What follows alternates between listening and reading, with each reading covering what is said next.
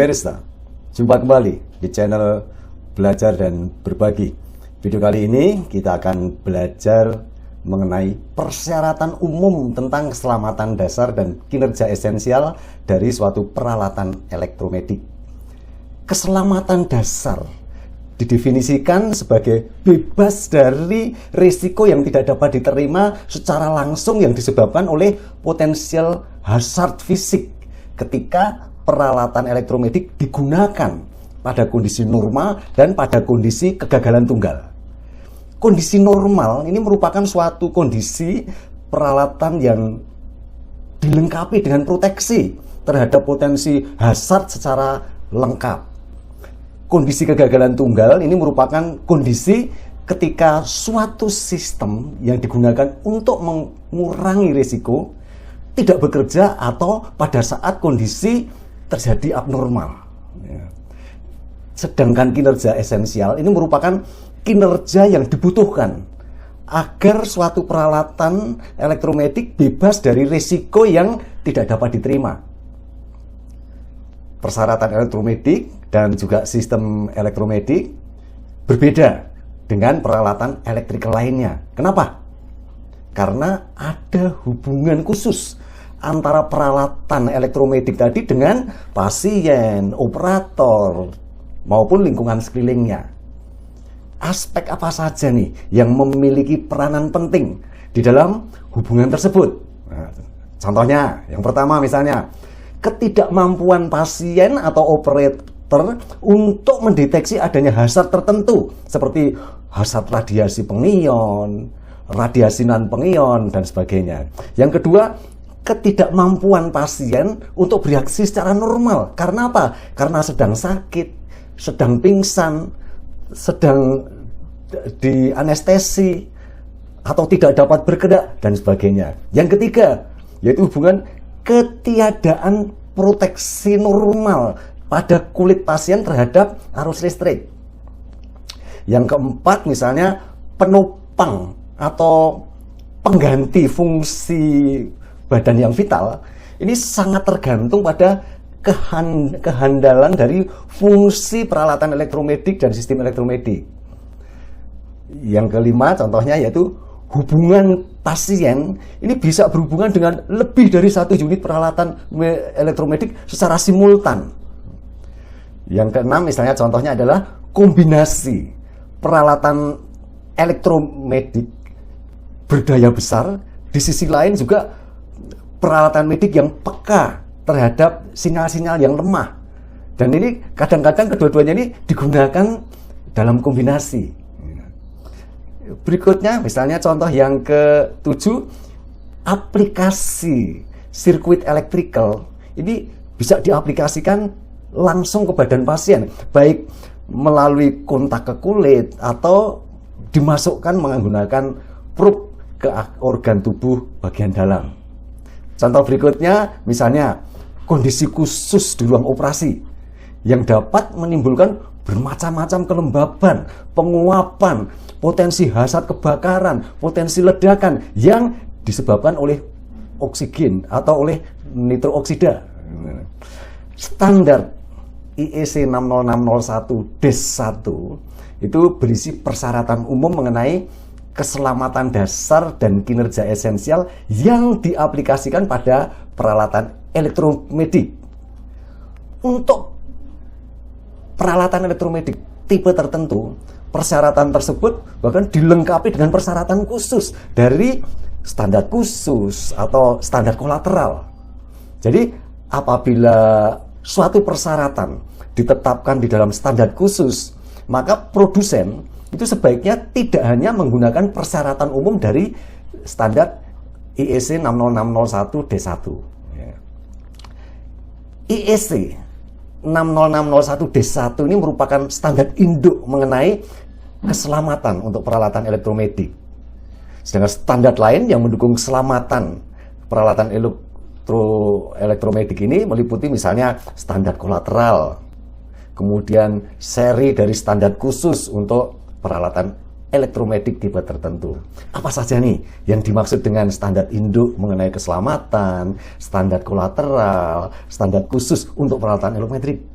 Dan apa saja nih yang harus diperhatikan sebagai keselamatan dasar peralatan elektromedik? Mau tahu? Ikuti terus video yang satu ini.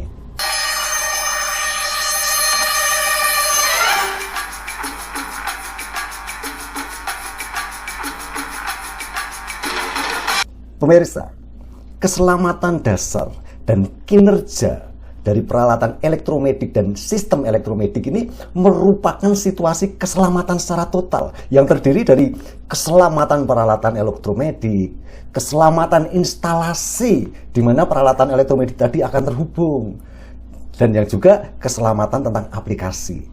Jadi keselamatan dasar dan kinerja esensial dari peralatan elektromedik dan sistem elektromedik ini diperlukan untuk penggunaan normal dan pada kesalahan penggunaan yang dapat dilihat atau dapat diperkirakan yang masih dapat diterima.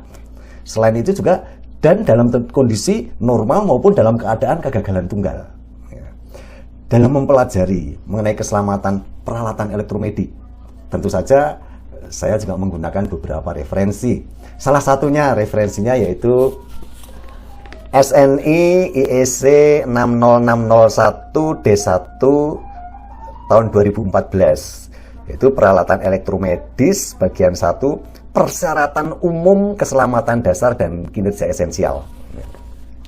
Apa saja aspek keselamatan peralatan elektromedik dan sistem elektromedik yang harus dipertimbangkan? Antara lain ini misalnya, pertama, kehandalan fungsi. Kehandalan fungsi ini dianggap sebagai potensi hazard bagi pasien yang harus dipertimbangkan sebagai aspek keselamatan. Untuk apa? Untuk mendukung peralatan elektromedik dan untuk mendukung keputusan pemeriksaan atau perawatan. Yang kedua yaitu tentang konstruksi yang harus memadai, tata letak, dan dokumen yang menyertai dari peralatan elektromedik. Ya, ini dipertimbangkan sebagai aspek keselamatan yang berfungsi untuk mencegah kesalahan penggunaan. Yang ketiga yaitu tentang peringatan keselamatan. Peringatan keselamatan ini merupakan aspek keselamatan yang harus dipertimbangkan karena peringatan tersebut mampu memberikan proteksi yang memadai. Ya. Keselamatan total peralatan elektromedik setidaknya terdiri dari 3 item. Yang pertama, keselamatan bawaan atau inherent dari konstruksi peralatan elektromedik. Yang kedua, peralatan proteksi yang disertakan di dalam peralatan elektromedik atau peralatan proteksi tambahan, seperti misalnya menggunakan pelindung atau pakaian protektif. Dan yang ketiga, informasi tentang keselamatan.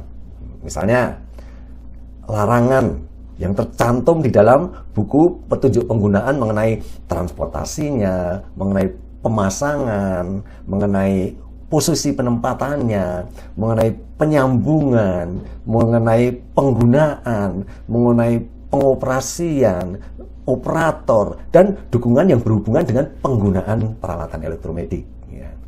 Ya, kita sekarang membahas tentang standar kolateral. Standar kolateral ini merupakan standar yang dikembangkan sebagai perluasan dari standar umum IEC 60601 D1.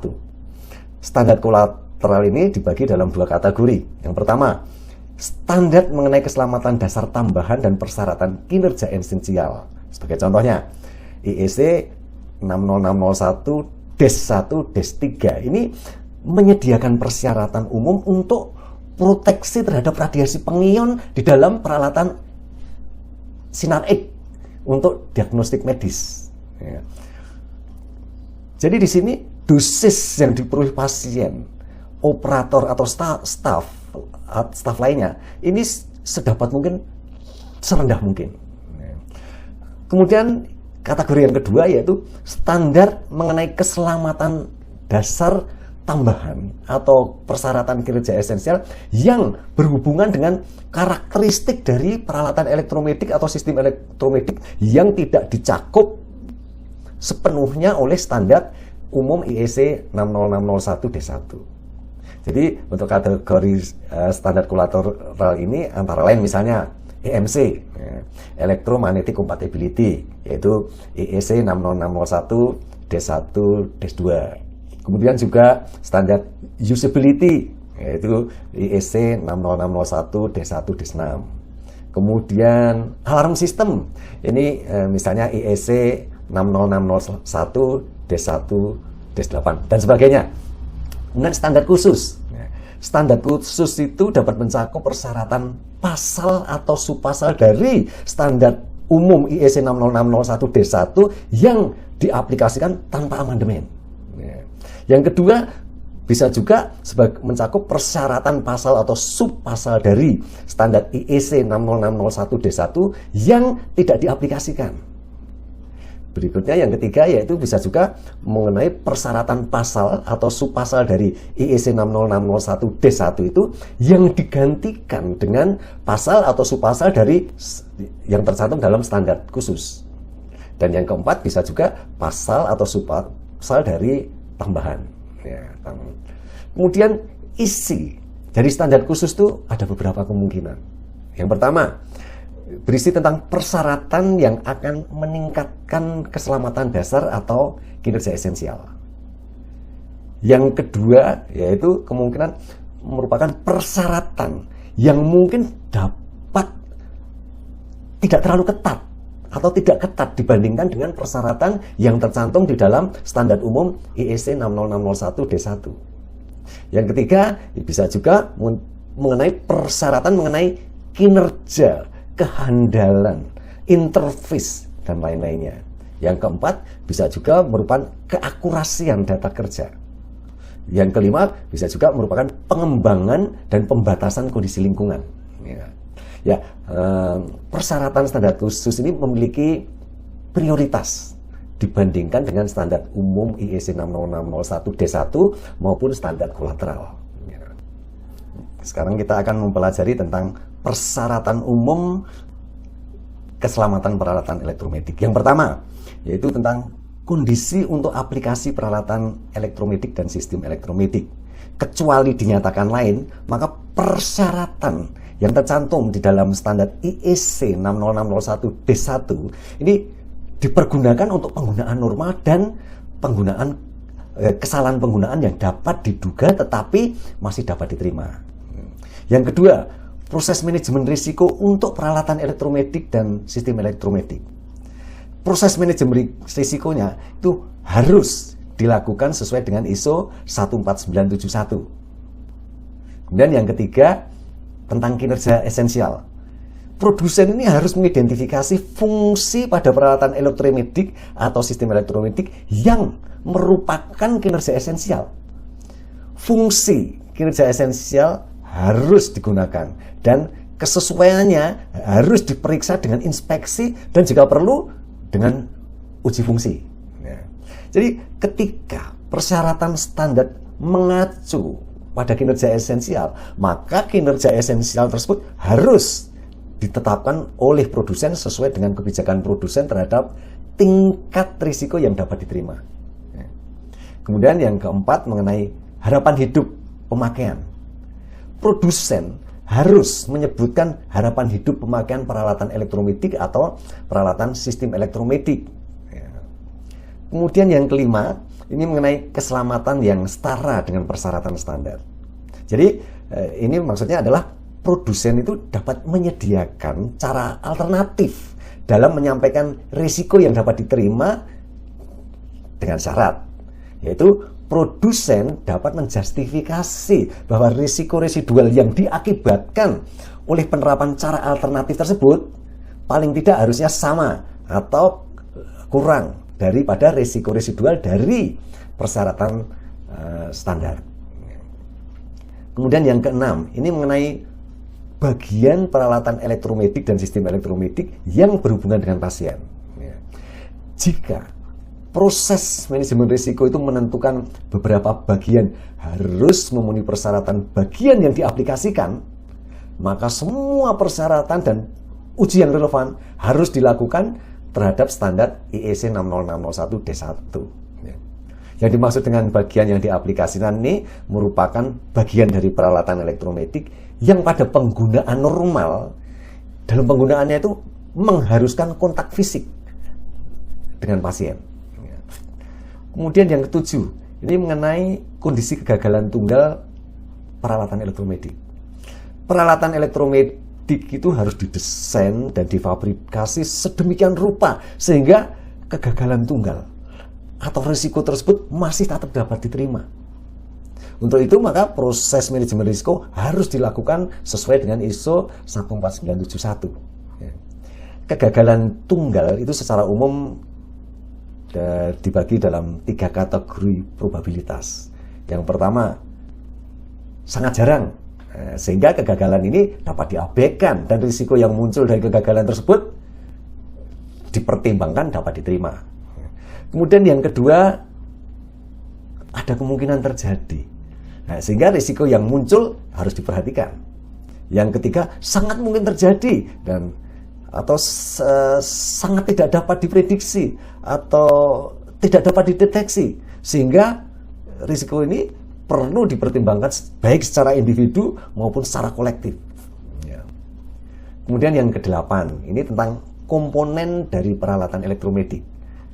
Kehandalan dari komponen yang digunakan sebagai proteksi harus dinilai. Semuanya itu harus sesuai dengan hal-hal berikut. Salah satu di antaranya. Yang pertama, sesuai dengan persyaratan keselamatan standar IEC atau standar dari ISO yang relevan yang telah diaplikasikan. Kemudian, jika tidak ada standar IEC atau standar ISO yang relevan, maka persyaratan standar umum IEC 60601D1 harus diaplikasikan. Dan jika persyaratan juga tidak ada pada standar IEC atau ISO, maka setiap sumber yang dapat diaplikasikan, misalnya nih standar nasional, itu juga dapat digunakan untuk menunjukkan, memperlihatkan kesesuaian di dalam proses manajemen risiko.